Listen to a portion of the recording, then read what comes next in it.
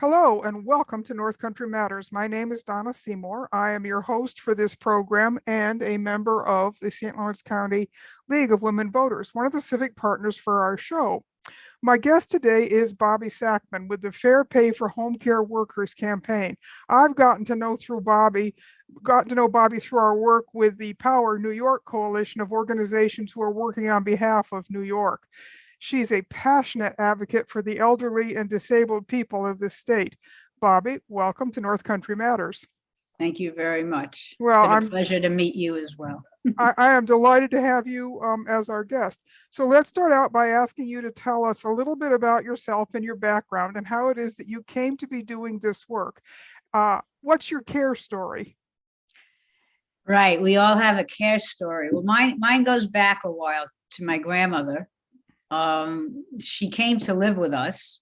We called her Bubby Jenny. Bubby is Yiddish for grandmother. And she sadly eventually had a stroke. And she ended up in a nursing home. There was no available home care. This was a long time ago. At that point, funded through Medicaid, for example. And she died fairly quickly, and she was bitter. And my mother and my uncle, her brother, had a very terrible experience. I was 21 years old. I was on my way to social work school, and I said, there's something wrong. Nobody was there to care for my grandmother or my family. And somewhere in my 21-year-old head, I said, I want to fix this. Well, here I am, 50 years later, at least. I've aged into my own field. And I'm still fighting, and that's why I'm fighting for fair pay for home care now. Well, strangely enough, my family has a very similar story. My father's aunt came to live with my parents, and this is about 45 years ago. And she was no longer able to stay in her own home, and she had never married or had children, so she had no immediate family. And so my mom was her primary caregiver, and they actually built a room on the house and tried to make it as easy as they could. But again, at the time there just weren't any other options available for folks. And so it was one of the seminal moments, I think, in my mother's life. And she always said, I don't want to go to a nursing home. And fortunately we were able to keep both my parents at home. Between my sister and I, and the Office of the Aging and some of the other agency services that were available, we were able to keep them at home until they passed. And so I was able to fulfill that really important wish that in particular, that my mother had. So I can resonate with your story very much. So Thank you. New York State has a crisis of care, one that is only going to get worse as time goes on because of the aging of our population. Here in St. Lawrence County, nearly a quarter of our population is 60 years of age or older. So, Bobby, how does this compare with the rest of the state in your experience? Because you've been doing this work for a long time. Well, as you've indicated about St. Lawrence County, this is happening all over the state. New York State's population in coming years is projected to grow by only 3%. However, the population over 65 is projected to grow by 25%. And so, and we just have to look around us, who are in the stores, who are our neighbors and our loved ones, family members, friends. And we can see that the number of older adults is far outpacing younger people at this point. And this is happening in every corner of the state, whether it's rural, suburban, or urban. It's the same. And so how are we going to, as a state, as a society in New York, address this home care crisis that we have already, and that obviously will only grow worse as the years go by? And so that's what fair pay for home care is all about. I want to say one thing, though. We're here to address an issue, a problem when people need care. But longevity is a success story. And I really think, I'm thankful for it, right? You're thankful for it. People are thankful for it. And yes, challenges come along, and sometimes very serious ones. So not to underplay that, but to really recognize that this is what we wanted. We all wanted to live longer. Now, how do we address, what comes up when we live longer in that way? That's a really good point. When Social Security was signed into law back in, I believe it was 1935, the cutoff age was 65 because almost no one lived to 65. And now, of course, it's not at all unusual for people to live well into their 90s because of our increased health care and the support services that we have for folks. So it's really changed the dynamics of how we take care of our elders. And one thing that certainly the COVID crisis has really brought to mind for a lot of folks is they do not want to go into a nursing home. They don't want to Right. be in institutionalized care. They want to be able to stay at home. But the problem with that is that only works if you have thought ahead about this problem, that you actually Right. have a home that you can age and place in, and that if you need help, you can find it. But at some point, that's really the problem, isn't it? We have far more need for caregivers than we have caregivers to give Right. that help. So, what are some of the barriers, Bobby, that we're currently facing about not having enough home care workers? Well, the number one issue is that around the state, and frankly, more around what I call upstate, because I do live downstate, upstate counties, is poverty level wages. The average is right now $13.20 an hour. The minimum wage went up to $15 around the state recently, but it didn't impact home care workers. They did not get that increase. And so you could make more money working at a fast food restaurant than doing home care. Now, everyone should earn a living wage wherever they work. But home care clearly is not a minimum wage job. There's skills involved. It frankly could be very grueling, in terms of physical labor and emotional labor.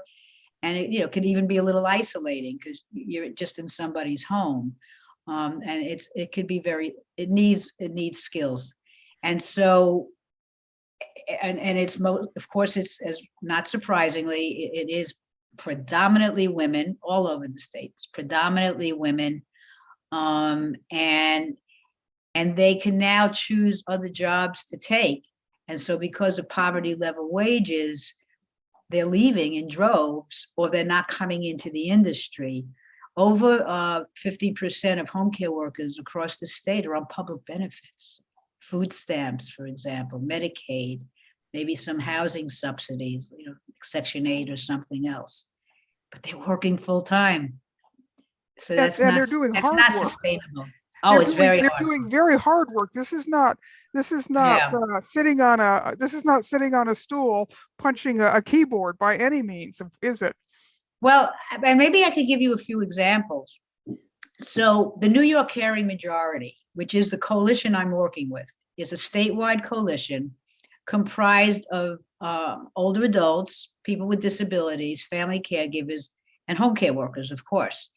And we put together what we called a comprehensive skills table. Who did this within the coalition are two women who are RNs who worked in the home care field, some people who are people with disabilities and have, obviously need care, home care, and have experienced it, and then a family caregiver. It ended up this very long, extensive table of skills. This is not babysitting by any means. So this is everything from the obvious, from bathing so you don't fall in a bathtub, for example, to making sure you have nutritious food, or if you do need some assistance, even, eating it. But it's also like wound care and turning you so your skin stays healthy. It's respiratory care if you need a ventilator or some kind of breathing assistance. It's obviously mobility assistance. It just goes on and on. What I found that has resonated with me and so horrifyingly shocking, I don't know if that's the right way to say it, is that we have people with disabilities that live in their homes. They can't get a home care worker, or they get it in a very, here and there way. They are sleeping in their wheelchairs, not one night here and there, night after night after night because they can't go into bed because they can't get out of bed on their own. And so how do they live? We have a policy that allows people to be forced to live in a wheelchair. We have older adults that end up showering themselves, for example, and they fall in the bathtub. And 1 out of 4 older adults who breaks a hip is dead within a year. And many other, of course, it's debilitating. So this is very serious. And yet we have the largest shortage in the nation. New York State has the largest shortage in the nation of home care workers. Well, you make a great point about the fact that home care is healthcare, and that Correct. the skills that you need in order to be good at your job are the same skills that we look for in the healthcare field. Interestingly enough, we're talking about the poverty wages. I read just yesterday that Target is now considering paying starting folks $24 an hour. Well, they're going to, Right. that kind of a job, if you live in the area with a Target store, is going to be incredibly attractive if you're making less than minimum wage now as a home care worker. And I also read just today that out of all the fields, healthcare is where the wages have increased the least. And if we haven't seen the need and the understanding of how essential healthcare services are in the last 2 years during COVID, I don't think we'll ever get a better example of just how critical those services are, whether they're being provided in a hospital or a clinic setting, or whether they're being provided in a nursing home or in a person's home. Those are absolutely critical jobs that we have to start compensating people for the work they are doing. As we know, COVID has forced many people out of the economy as it impacted jobs and changed the nature of work. Right. And for many women in particular, getting back to work has been almost impossible because either they can't find childcare for their young children, or they can't find elder care for the older folks in their family that they're taking care of. And in far too many cases, women are juggling both ends of the spectrum in their own lives. Right. No, this is absolutely true. We need care across the lifespan. You need childcare and you need home care. And it falls, as we know, mostly on women across the state on all ends of life in that way. And as we often hear about women not being able to return to work because of lack of childcare, the same exact thing is happening with home care. That either women can't return to work, but they leave work by the thousands, or they keep their jobs, they make sure they're part-time, or they give up a promotion. They're losing income. And so across the lifespan, as women take a leading role in providing care, when it comes to retirement and building up your Social Security, it goes in a vicious cycle. You don't have the money to retire into. There's a term they call the feminization of poverty, and between earning poverty level wages during your working years and not being able to save because you've had to leave the workforce or limit your income in order to provide care, you could just see the vicious cycle. There are 4.1 million New Yorkers who provide free care in this state, and that free care is worth 31 billion with a B, $31 billion. 4.1 million family caregivers, mostly women, providing $31 billion of free care. That's an AARP number. So if we let that sink in, families are not abandoning their loved ones. Sometimes there's this image, we don't take care of our elderly and yada, yada. It's so untrue. It's a total opposite. And yet, what is the state's responsibility to help these family caregivers, whether or not they leave a job? Every study, and it's obvious, you know these people. They're they're your other family members, they're your neighbors, your friends, your folks at church, wherever it is, other maybe civic groups you belong to. They're stressed. They're stressed financially. They're stressed emotionally. They tend to begin to isolate for lack of time and energy. And it's not good for their own health. And the vicious cycle just goes on and on. So how do we break it? There's a win-win. There's an economic development side to this. This is a jobs bill. So let me back up for 1 second and just explain briefly what the Fair Pay for Home Care Act would do, because it's an actual bill. It would provide, it would make it a law, put in law that whatever a region's minimum wage is. So for example, where you live right now, it's $15 an hour, which is what it is around the state right now. Okay, $15 an hour.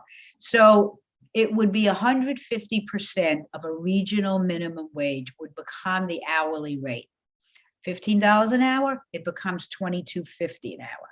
Now that's about $35,000 a year. Nobody's running to the bank on this, but it would be a steady, dependable source of income. It would be set in law.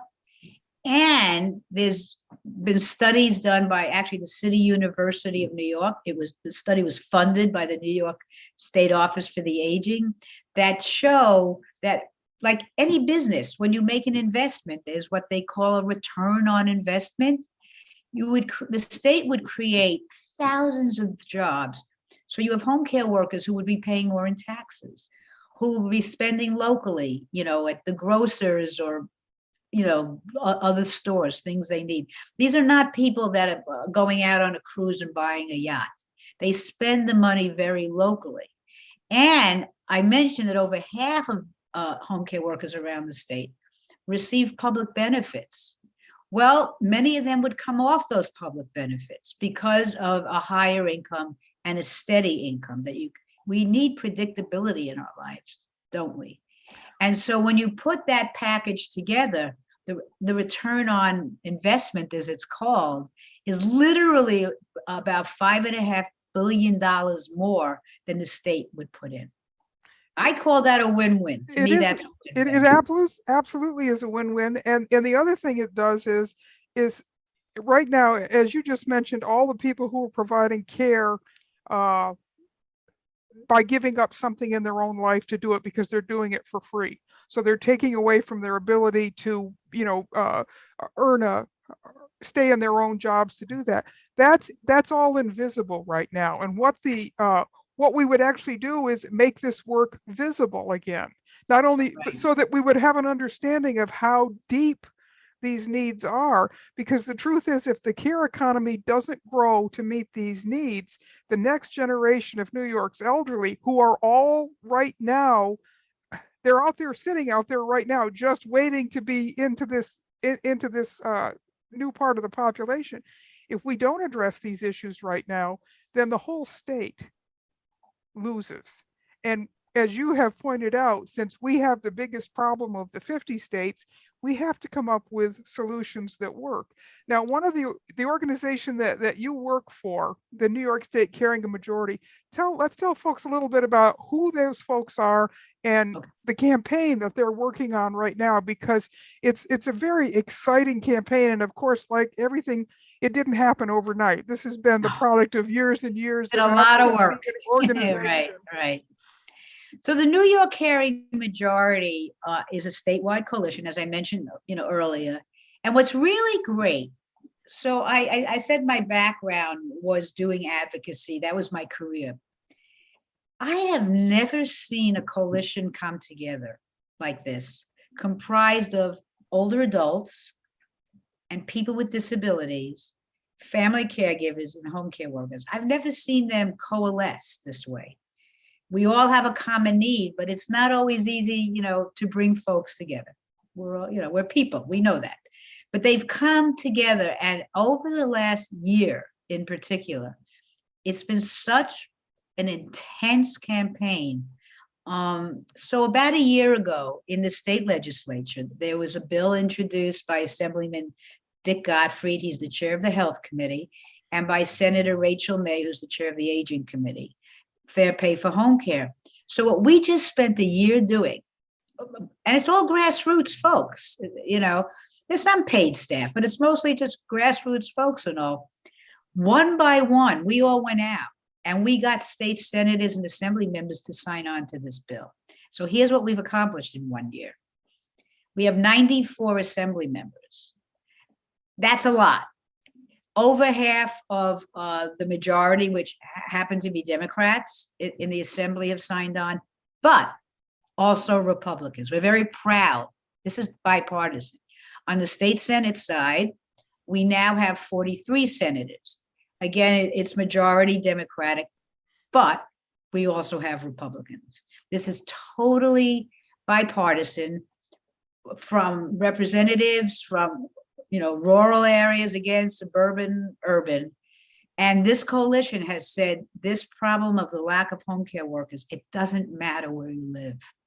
At the core of it, there's a human value here and a human need that New York State likes to be proud of. We like to say we do take care of our own here, whether it's personally in our families, but also on a statewide, governmental level, in terms of let's provide the money necessary to make this a living wage, and then just watch it grow. And you know what?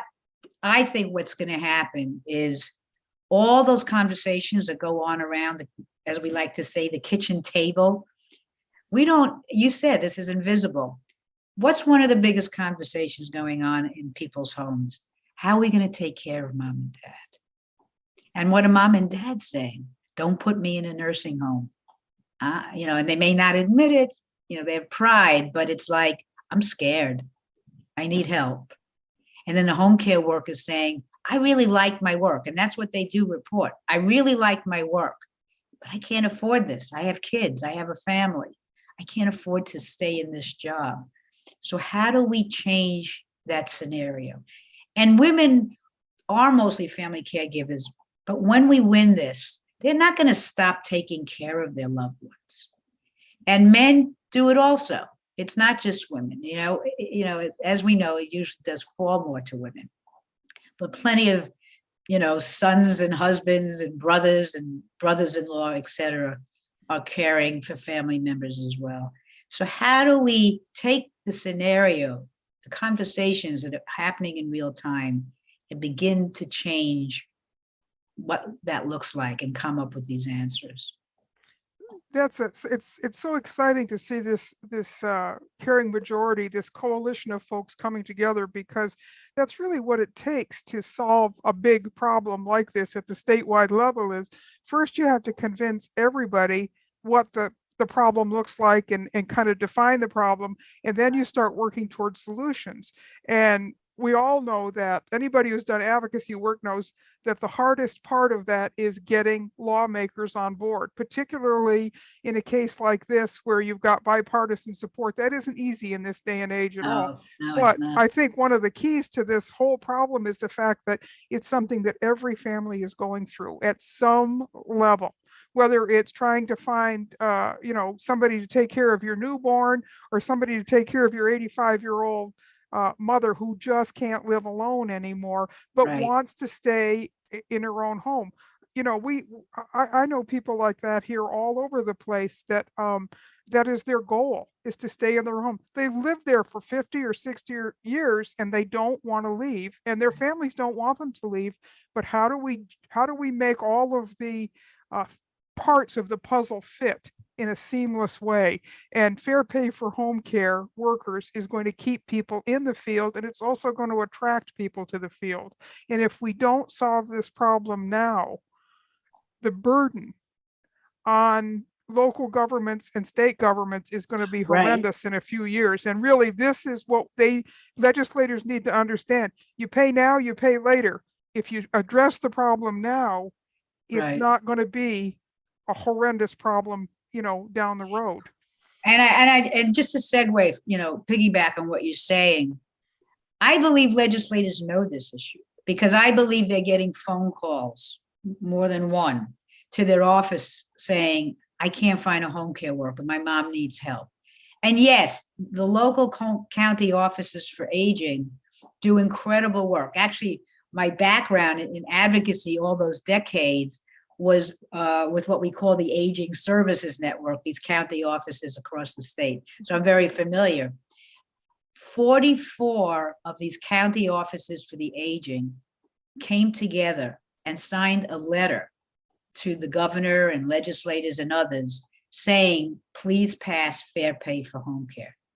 That's remarkable. You don't see that happen every day. That means every corner of the state, there's an organization, Aging Association of New York. In fact, I mentioned to you, the head of it, Becky Preve, lives in Malone, New York. So she's sort of a neighbor of where you are. She's absolutely a neighbor of ours. It's only 40 miles from where I live. You know, I can't speak highly enough about the Office of the local Office of the Aging here. Right. They do tremendous work, whether it's organizing Meals on Wheels or all kinds of things like that. I know when my sister and I were dealing with our parents their last few months, we relied very heavily on their expertise and the services that they offered in order to make everything work. So yeah, those folks do a tremendous amount, but we have got to start taking care of our home care workers, because they're the ones who are really in the trenches. They're not just, recommending services, they're providing the services. Yeah. So I so appreciate you coming in today, Bobby, to talk about this, because one of the things that I think every legislator has to know, it isn't just a phone call coming into their office, it's what's going on in their own lives. Many of them are also dealing with these issues in a very personal way inside their own families. And that is something that hopefully this year, all the pieces will fall into place. And when the budget finally gets settled, we will have some real money put into this problem, and that the Fair Pay for Home Care Act will get passed and signed into law this year. So I just want to, finish giving a plug. If you're interested for more information, there is a website, nynewyorkcaringmajority.org. There's a 3-minute, very poignant video of an older woman who can't get the home care she needs. There's also a petition you can sign, and signing the petition is a great way to get more information, through Caring Majority online. They'll send you some follow-up emails. And March is this final month. The budget gets decided by April 1st. And we're doing a 5 minutes a day action if you sign up, which you could do on the website. Just a phone call, or if you're on email or something, just to contact your legislators. But it's to keep up this drumbeat of fair pay for home care. I will be sure to put those links in our show notes. And I've also signed up for that 5 minute a day. It's very, very easy to do, and it's very effective. They are great actions to take. And so, we'll keep our fingers crossed that we'll get this part of the solution in place this year. But of course, the work goes on, doesn't it, Bobby? The work goes on, I know, but it would be nice, not just nice, it would be incredible and amazing to have our state move towards this caring economy that we need. Well, and it also would demonstrate to other states that this kind of coalition and this kind of action can actually produce results. And right now we have the worst problem in the country. It's very possible that if we get our work done now, we will be one of the leaders of this. And that is something New York State likes to brag on when it can. So let's hope the Empire State, right? That's right. And we have the first ever woman governor, Kathy Hochul. This is Women's History Month. And what a way to make history than to pass fair pay for home care. We're going to be in Albany on International Women's Day next Tuesday.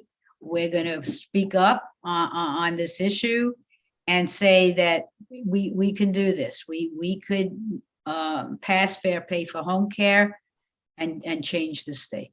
Well, Bobby, we'll all be staying tuned to see, what happens at the end of March. And the fact that so many people are working so hard on this has got to have a positive effect on the outcome. So thank you so much for coming in today. Oh, it's always a pleasure to talk with you and to work with you. And I am looking forward to continuing this conversation with some positive news. So thank you. That would be All right. great. So these Take care. conversations are a production of North Country Matters. The show is a civic collaboration between the League of Women Voters of St. Lawrence County and the Potsdam Public Library. Until next time, remember, our North Country matters, and so do our caregivers.